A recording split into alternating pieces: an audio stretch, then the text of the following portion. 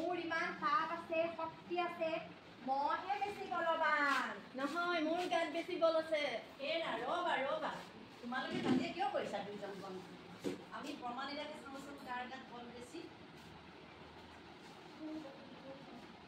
বাটৰুৱা এজন যে দেখিছে আহি আছে, তেওঁৰ গাৰ পৰা যিজনে কাপোৰখন গুচাব পাৰিব তেওঁৱে শক্তিশালী।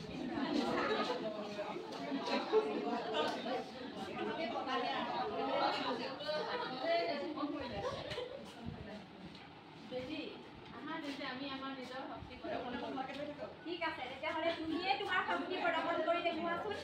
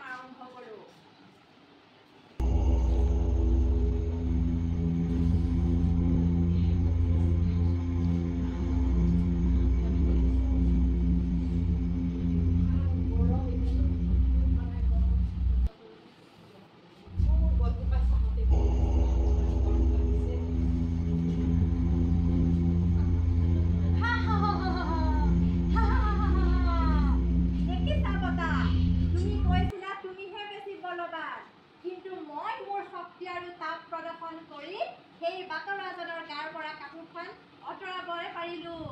মই জিকিলো, মই জিকিলো। হয় বেলি, তুমি ঠিকেই কৈছা, তুমি জিকিলা। ঠিক আছে বাৰু, মই জিকিলো সঁচা, কিন্তু কথা তুমি মন বেয়া নকৰিবা, তুমিও শক্তিবানেই হয়। এই পৃথিৱীত বেলি আৰু বতাহ দুয়োটাই প্ৰয়োজন। উদ্ভিদ প্ৰাণী জীয়াই থাকিবৰ কাৰণে বেলি আৰু বতাহ উভয়ৰে প্ৰয়োজন।